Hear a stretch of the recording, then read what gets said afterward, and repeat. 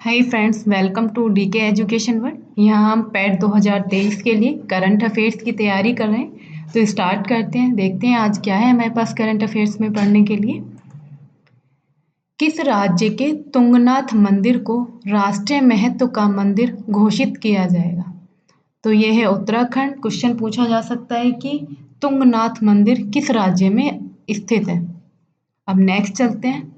हाल ही में चर्चा में रहा तिरुवपन्ना बेल्लाटाम महोत्सव किस राज्य से संबंधित है? तो ये महोत्सव मनाया जा रहा है केरल में, इसीलिए चर्चा में है। नेक्स्ट देखते हैं, किस राज्य सरकार ने योजना एवं परिवर्तन विभाग के तहत अल्पसंख्यक मामलों का नया निदेशालय बनाया है? तो ये बनाया है नागालैंड सरकार ने। इसे बनाने के पीछे नागालैंड सरकार का उद्देश्य है कि वो वहाँ जो अल्पसंख्यक लोग रहते हैं उनकी शैक्षिक, आर्थिक, ढांचागत और कुछ जो विशेष ज़रूरत हैं उनका प्रबंधन करें, उन्हें ध्यान रखें और उन पे कार्य करें कि उनको ये सारी सुविधाएं या जो आवश्यकताएं हैं वो उपलब्ध कराई जाती रहें। नेक्स्ट देखते हैं क्या क्वेश्चन है। Mission life style for environment किस राज्य के द्वारा शुरू किया गया है? तो ये किया गया असम सरकार के द्वारा। देखो नाम से ही जैसे हमें क्लियर हो रहा है कि mission life style for environment, यानी कि हमारी लाइफ स्टाइल ऐसी होनी चाहिए जो एनवायरनमेंट के अनुकूल हो। तो इस मिशन को आरंभ किया है असम ने, और इसको आरंभ करने का मेन उद्देश्य असम का क्या हो सकता है कि जो हो रहा है क्लाइमेट चेंज, एनवायरनमेंट पोल्यूशन हो रहा है उसको कंट्रोल किया जा सके। नेक्स्ट चलते हैं हम।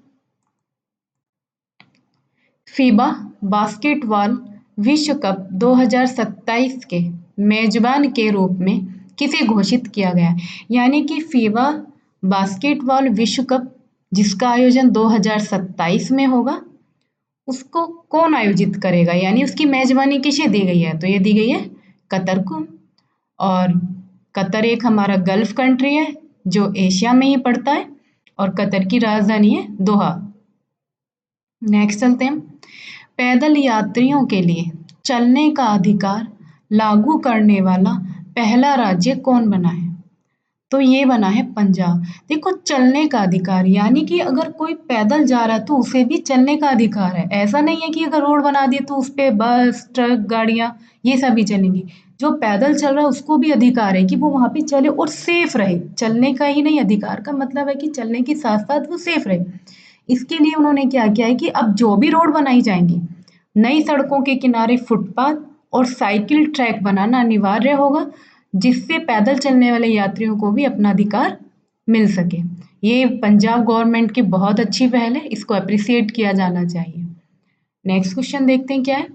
हाल ही में फिच रेटिंग्स ने 2023 और 24 में भारत की जीडीपी वृद्धि दर कितने प्रतिशत रहने का अनुमान लगाया है?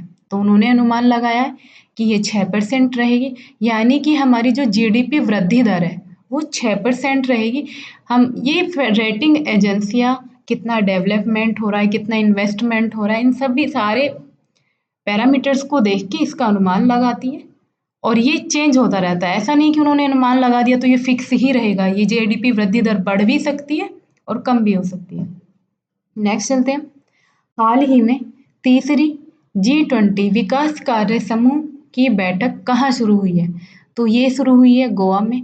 अब गोवा में क्यों हुई है तो हमें पता ही है कि G20 को बहुत अच्छे से मना रहा है इंडिया, क्योंकि G20 का अध्यक्ष 2023 में कौन है? इंडिया है। भारत के पास इसकी मेजबानी है और इससे पहले ही किसके पास थी? इंडोनेशिया के पास। तो अब यहाँ पे हम थोड़ा सा G20 के बारे में भी जान लेते हैं, क्योंकि जब भारत के पास इसकी मेजबानी या अध्यक्षता की जा रही है तो इससे क्वेश्चंस आने की संभावना ज़्यादा रहेंगी और वो किसी भी तरीके का क्वेश्चन पूछा जा सकता है। तो जो कुछ इम्पोर्टेंट इन्फॉर्मेशन हमें पता है या हमें लगता है कि वो ज़्यादा इम्पोर्टेंट है उनको हम वैल्यू एडिशन के रूप में यहाँ पे डिस्कस करते हैं। सबसे पहले हम ये जानते हैं कि G20 क्या है।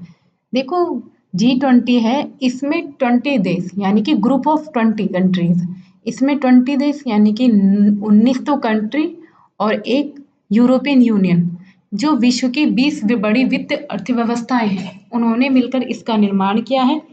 और इसकी जो बैठक होती है वो वित्त मंत्री और गवर्नर्स के लेवल पे होती है, यानी कि इसकी जो बैठक होती है तो उसमें जो प्रतिनिधित्व करते हैं वो देश के गवर्नर रहते हैं और वहाँ के वित्त मंत्री रहते हैं। इसका गठन 1999 में हुआ था। G20 का जो गठन है वो 1999 में हुआ था। इसका मेन उद्देश्य है जो ये वित्तीय अर्थव्यवस्थाएं हैं, इनमें जो प्रथम प्रमुख जो अंतरराष्ट्रीय मुद्दे हैं उन पे चर्चा करना, उनको एक वैश्विक मंच प्रदान करना और अर्थव्यवस्थाओं को मजबूत करने के लिए रणनीति साझा करना और फ्यूचर की रणनीति बनाना इसका उद्देश्य है। अब नेक्स्ट चलते हैं, देखते हैं हमारा क्वेश्चन क्या है। तो गोवा में ही क्या हुआ है? जब यहाँ गोवा चर्चा में, तो गोवा में और जो अन्य इंसिडेंट हुए हैं उन्हें भी हम पढ़ लेते हैं। देखो, केंद्रीय मंत्री हमारे भूपेंद्र यादव जी, उन्होंने गोवा में आर्द्र भूमि, ये यहाँ पे आर्द्र भूमि, आर्द्र भूमि बचाओ अभियान की शुरुआत की है। नेक्स्ट देखते हैं हम।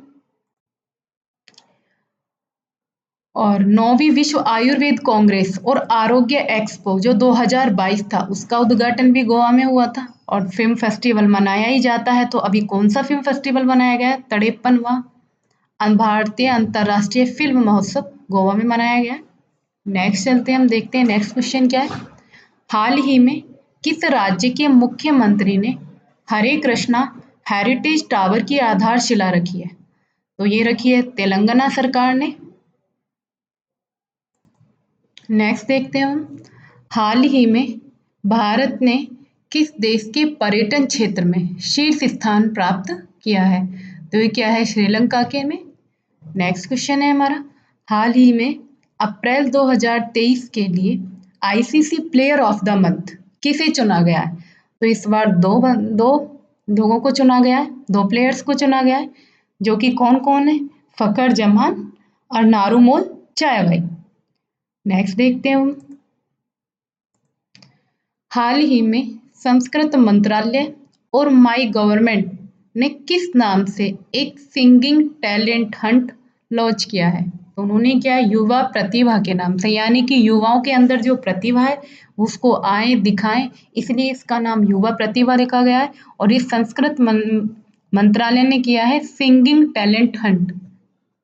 नेक्स्ट क्वेश्चन देखते हैं। हाल ही में किस देश ने पीटर्सबर्ग क्लाइमेट डायलॉग की मेजबानी की है? तो ये की है जर्मनी ने।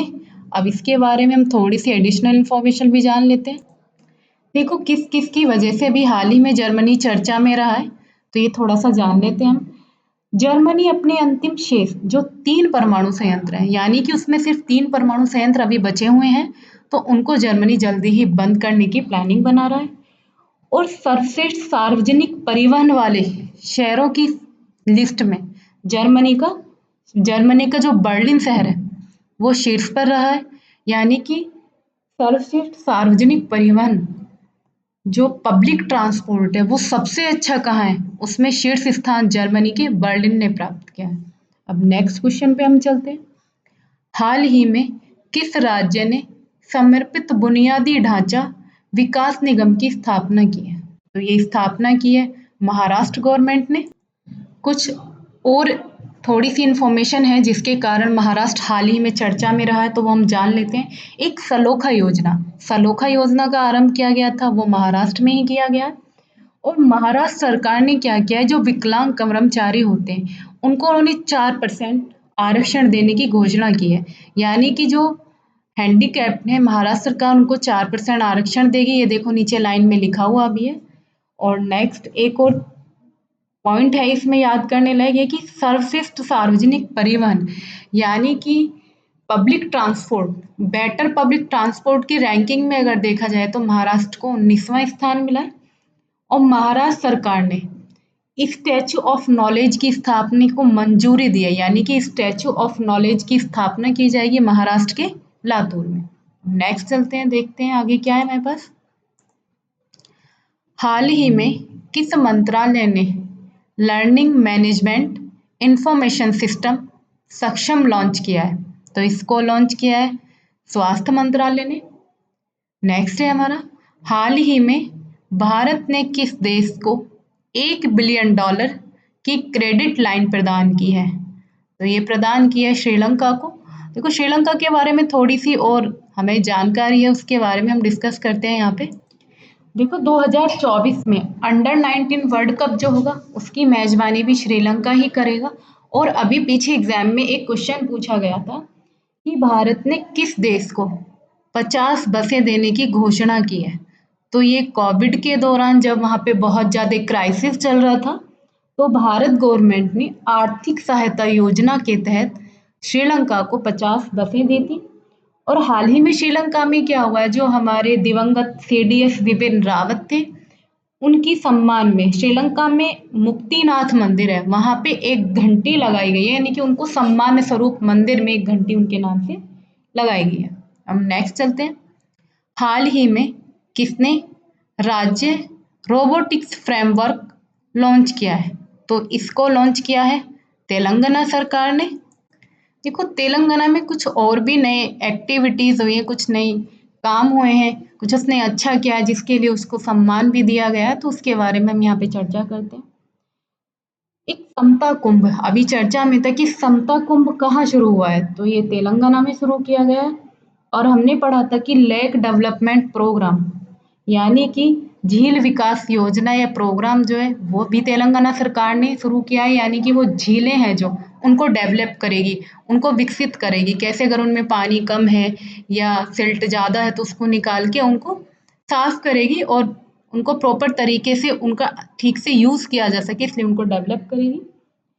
और भारत में सबसे ऊंची अंबेडकर जी की जो प्रतिमा है उसको भी तेलंगाना में ही उसका अनावरण किया गया है, वहां पे लगाया गया है। NHAI national highway authority of India ने श्री नागार्जुन सागर श्रीशैलम टाइगर रिजर्व में जो प्रवेश मार्ग हैं उन पर फास्टैग आधारित भुगतान प्रणाली को लागू किया है। और ये श्रीशैलम नागार्जुन सागर टाइगर रिजर्व है जो ये आंध्र प्रदेश और तेलंगाना दोनों में पड़ता है। इसमें क्या हुआ, इससे निकलने वाली जो रोड होंगी उन पे उन्होंने फास्टैग प्रणाली लॉन्च की है। श्रीशैलम नागार्जुन सागर टाइगर रिजर्व का जो एरिया है वो सारे टाइगर रिजर्व में सबसे बड़ा है, ये भी इंफॉर्मेशन इसको ध्यान रखना। नेक्स्ट चलते हैं हम। हाल ही में आरबीआई ने यानी कि रिजर्व बैंक ऑफ इंडिया ने किस बैंक पर 1.73 करोड़ रुपए का जुर्माना लगाया है? तो आरबीआई ने ये जुर्माना लगाया है एचएसबीसी बैंक पर। नेक्स्ट चलते हैं हम। हाल ही में किस देश की सुप्रीम कोर्ट ने समलैंगिकता को अपराध की श्रेणी से मुक्त किया? तो ये काम किया है श्रीलंका की सुप्रीम कोर्ट ने, यानी कि जो समलैंगिक है यानी समलैंगिक लोग साथ रह रहे हैं, कुछ कर रहे हैं, तो वो अपराध नहीं है, उसकी श्रेणी से उनको मुक्त किया। तो क्या श्रीलंका ने। नेक्स्ट क्वेश्चन देखते हैं।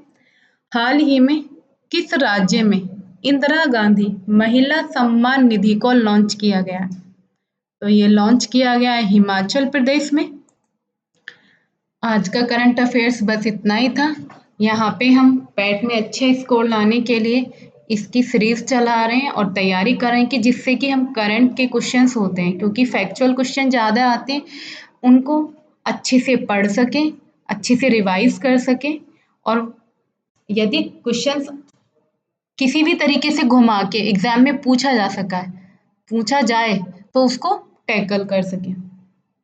यही हमारा मेन उद्देश्य है, इसलिए टाइम को ना वेस्ट करते हुए इस वीडियो में सारे क्वेश्चंस को या जो भी मटेरियल है उसको थोड़ा स्पीड से बताया गया, जिससे कि टाइम को सेव करते हुए अच्छी तैयारी की जा सके। और बाद में रिवीजन के लिए आप हमारा यहाँ से पीडीएफ डाउनलोड कर सकते हैं। इसके लिए आप टेलीग्राम ज्वाइन कर सकते हैं, उसका लिंक डिस्क्रिप्शन बॉक्स में आपको मिल जाएगा। And thank you for watching it.